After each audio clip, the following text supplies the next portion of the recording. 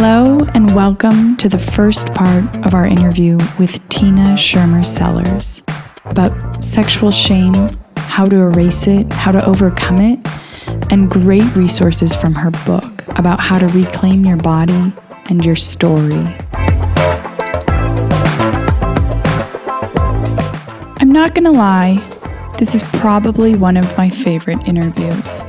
Most likely, we've all experienced sexual shame. Funny story, that's basically how BBXX first got started. With so many sensitive themes like this, though, we often think we're the only one. While it usually turns out we're just one of everyone. Sexual shame is practically an epidemic in the US and is actually much worse than you've probably realized. It's also the reason why so many people keep their problems to themselves, from sex to relationships to mental health, even though starting the conversation and destigmatizing something that's actually so normal is exactly what we all need and secretly want. Our guest on the show today is Tina Schermer Sellers. She's a professor at Seattle Pacific University, as well as the founder of the Northwest Institute on Intimacy and www.thankgodforsex.org. She's also most recently published her fascinating book, Sex, God, and the Conservative Church, Erasing Shame from Sexual Intimacy. Learn more on our website and social media at bbxx.world. Well, everybody, we are here today with Dr. Tina Schermer Sellers. Thanks so much for joining us. Yes, thanks for having me. So, Tina is the author of the book Sex, God, and the Conservative Church, Erasing Shame from Sexual Intimacy, and I had the pleasure of seeing her as a speaker at ASEC, the ASEC annual conference, and the topic of that was sexual shame in the United States and how it's so much worse than we realize. So I'd just like to touch, because I think we can all say that there is so much shame perhaps associated with the church and all of that, but even going back a step from that, and from my own personal experiences, how much shame is there even outside of the Catholic Church, outside of religion in general? I was raised with somewhat of a religious background, but would not by any means call me religious. And I went to a high school in San Francisco, California, had no sex education, and would say, looking back, even calling my experience a neutral one, the way that my experiences were shaped and my mind was shaped, the consequences were actually much more negative than positive. So in what sense is that kind of one of the problems we have, that the standard, kind of the neutral, is actually this negative culture of shame? Right. That's a fabulous question. You know, I think a lot of people think that it is the religiosity that creates the shame. But actually, what we find is, and what I've seen clinically, it's a combination of being denied access to sexual knowledge, which has been rampant for people for over the last 30 years. You know, we began withdrawing sex education in the United States with our abstinence-only education programs, which began in the early 80s. And so we were denying kids access to sexual knowledge. So that is a huge aspect of what begins sexual shame, because you don't know what is right. You don't know what is true. And so silence and denial of sexual knowledge. And then if you are shamed for your sexual curiosity as you're growing up. So just about every 2-year-old is going to, or 18-month-old is going to find their pleasure places in between their legs when they're taking a bath or getting their diaper changed or whatever. And if the adult around them was also shamed for finding their pleasure places, their reaction is likely to be, don't do that, slap their hand away or get upset with them. And then, when they're 5 and they're with their cousin or their friend or whatever, and they're like, oh, here, look at, my body's different than yours. And they're poking at each other and playing doctor. And somebody finds them doing that and gets all upset with them. Then there's shame again. And many times kids have shaming experiences, several shaming experiences that they don't even remember. But what sits inside of them is this sense that I'm not okay. Something is bad about me that has to do with my body. They are naturally acting from a place of natural curiosity, but somebody that they love gets super, super angry with them, and they have no idea why they're getting in trouble, because they're just doing something that's super normal and natural. So they don't understand why this person is getting so angry, but they know it has to do with them. But what they assume is it's the whole of them, right? And so you have this combination of denial of access of information that continues through their whole life, really their whole growing up years. And then you have people getting really upset with them. And then the only other thing that we end up providing kids that have to do with sexual information is what the media provides, which really is we sell people and we sell bodies.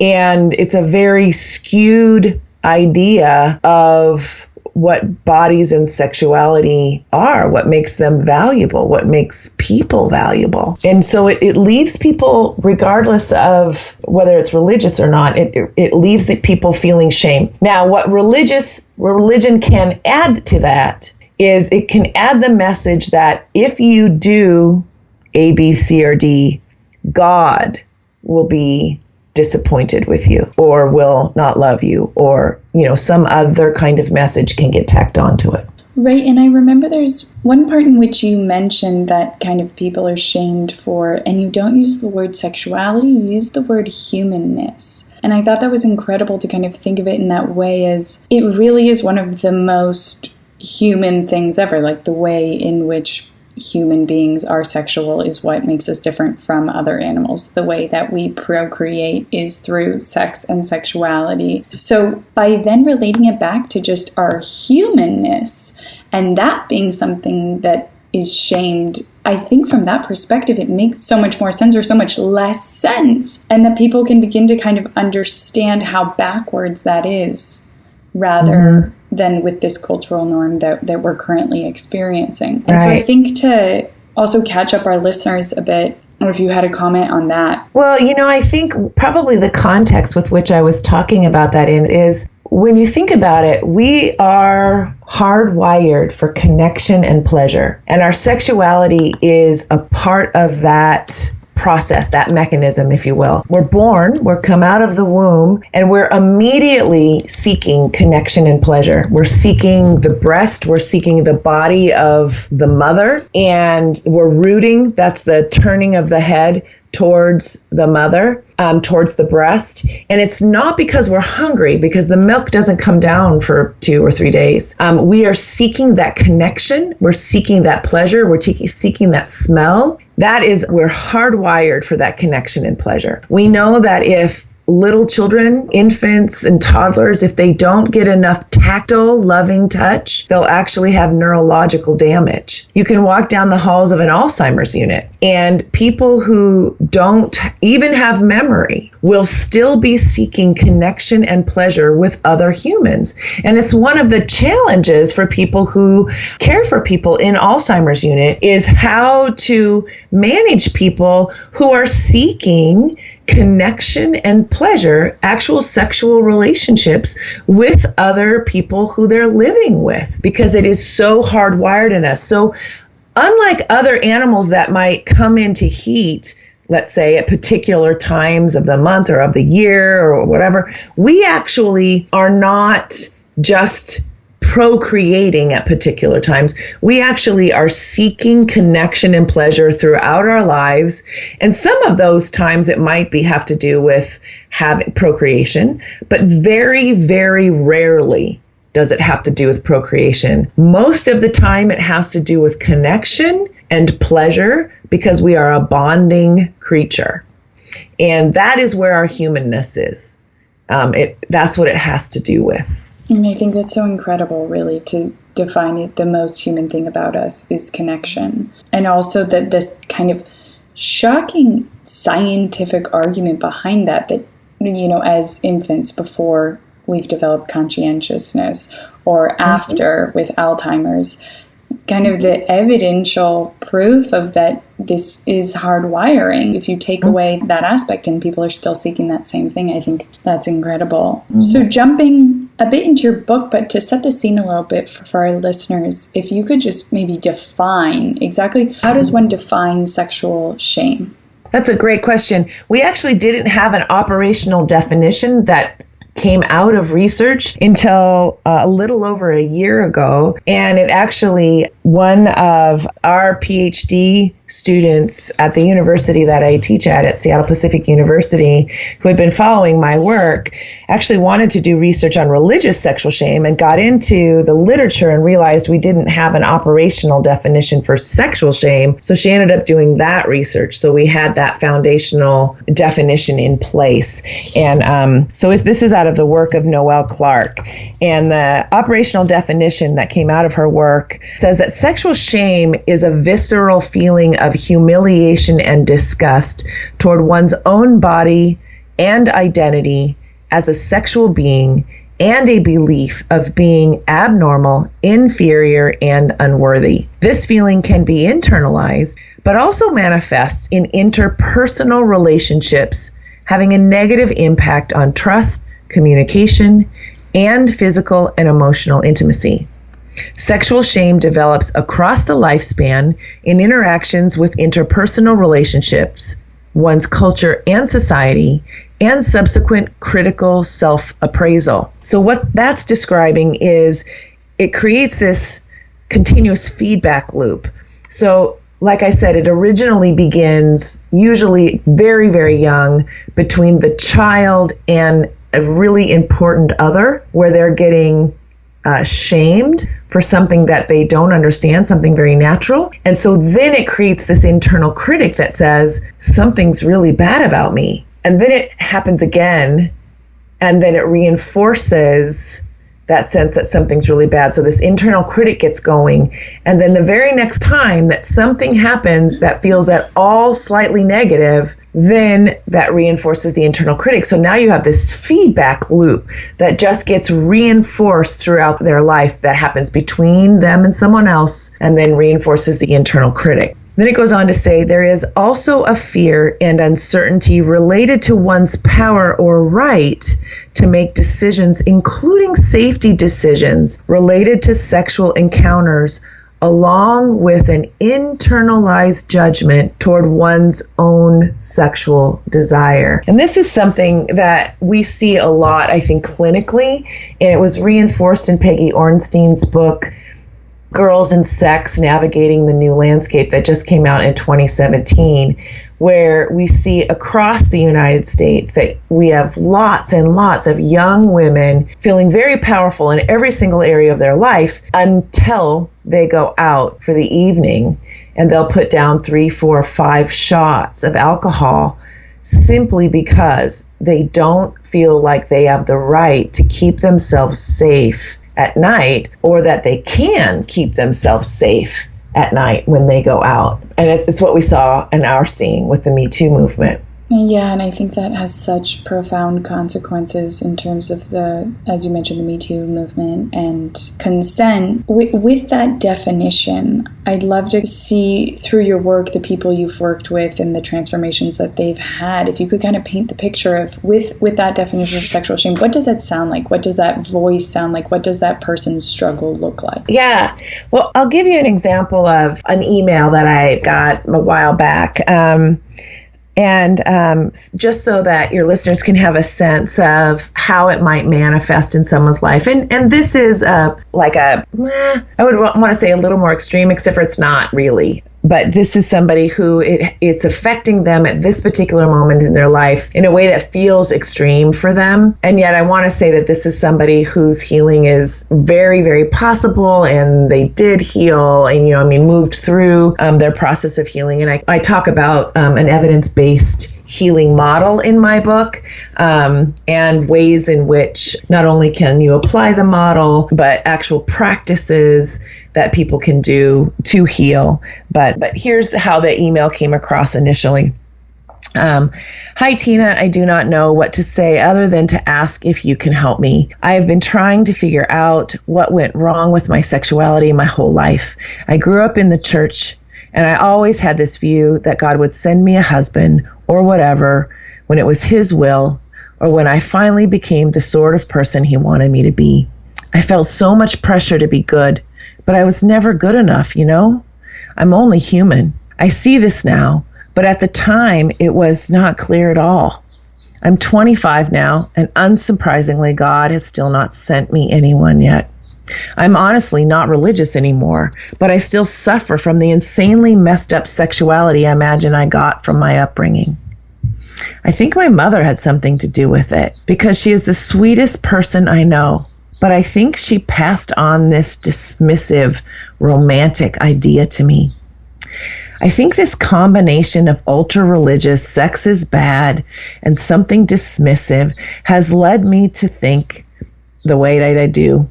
In addition, I cannot believe I did not even start to realize I was so messed up until about a year ago. Now I think about it all the time. I know I am a sexual person, and I can think about sex and fantasize about it normally. But when it comes to acting on anything, I close off and feel nearly numb. I am still a virgin, and I have little experience with much else, and I cannot honestly imagine that changing.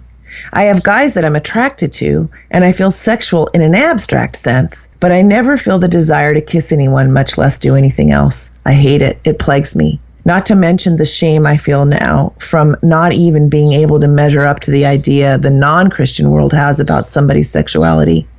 I feel like such a failure. I want so badly to be in a healthy relationship, but I think I'm too dysfunctional for it.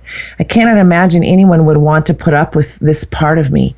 I mean, even if I did decide to power through and try to have sex with somebody I cared about, it's not as if I would suddenly be normal. I'm not sure I could ever get over this. I mean, I kissed a guy once, and I couldn't deal with it emotionally. My body had such a strong reaction. It closed itself off completely, and I never contacted that guy again.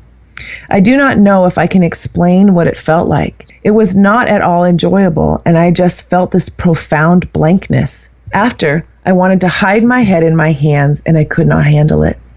I was fine with talking and cuddling, but even kissing was too far, too sexual. Can you understand what I'm trying to say?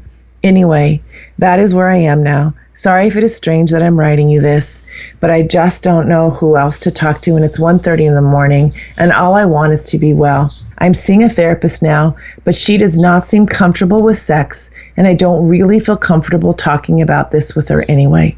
I know I need help talking. I also do not think that she could understand the influence my religion has had on me. I really need help. Please tell me what to do. I do not want to be like this anymore.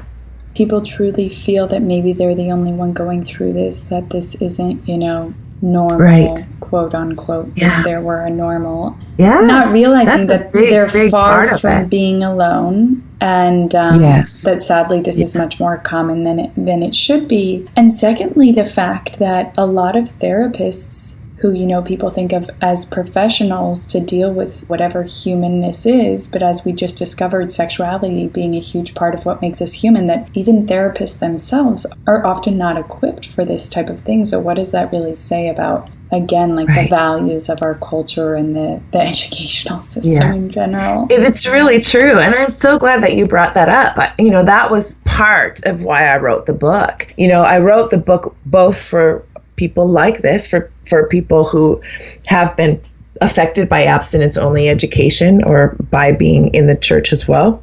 because it's just filled with story after story after story. But I also wrote it to the therapist or the clinician who doesn't know how to walk alongside somebody like this because they never got the training to, because we don't provide that training in any of the graduate programs across this United States unless you go get specialized training in sexuality. It's just not there. And most people don't realize that. But like this young woman figured out, she could feel it. She could feel the uncomfortableness of her therapist. And most people can eventually feel that from their therapist or their physician. And I'm such a proponent of saying to the students, the marriage and family therapy to students that I teach, you must go on and get advanced training in sexuality. You must. You are not done learning until you go on and get more training. It is critical that you know more about sexuality and the interface of sexuality and religion in people's lives, because it can be profound in their lives. You've got to understand it. Yeah, and I think what's so interesting again too is to acknowledge that this young woman didn't even come from what we would call like a negative background. She didn't even explicitly say anything about, abstinence-only education. Like coming from what could possibly be really a mild upbringing and having these consequences, one can only then imagine, like, this is truly not even an extreme case. This is quite common. And so then if we think to the abstinence only programs, these viral YouTube videos, of the people who try and get around either some of the videos about the truly terrible and horrific things said and done in these abstinence only education programs, or, the kind people are trying to help get around it by showing the sock on the shoe condom. So for those kind of people in those extreme situations, but also again, for just, I think, anybody who could easily be experiencing shame outside of religion, you have this framework that you talk about, the 4 elements of healing religious sexual shame. So how would we then kind of prescribe and strategically use that framework to try and help somebody in this type of situation? Well, again, I really recommend getting my book because it goes over how we got here, how this happened, so people understand that this was a history that was never meant to happen. And that really helps people understand, oh my goodness, I was actually taught the wrong thing. We were actually never meant to be sex negative as a culture as well as the church. That helps people understand they can still hold on to their faith. If they have a faith they want to hold on to, you can still hold on to it and be true to it. But the framework, I call it getting out of the mess, the model for erasing sexual shame.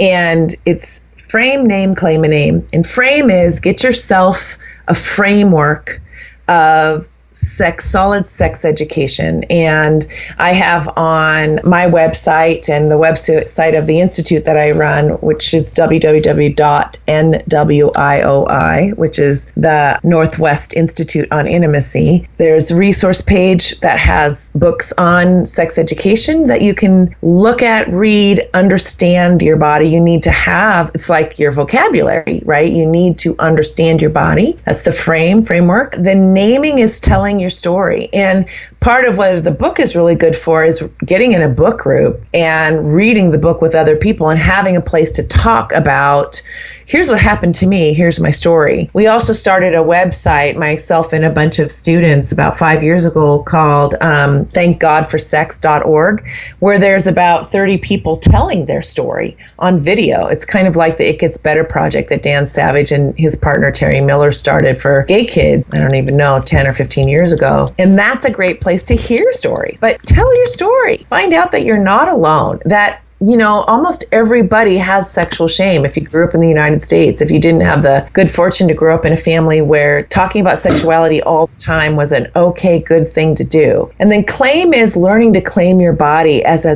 good, wonderful, wholesome thing, regardless of its shape and size. We're told constantly that our body is not good enough, exactly the way it is.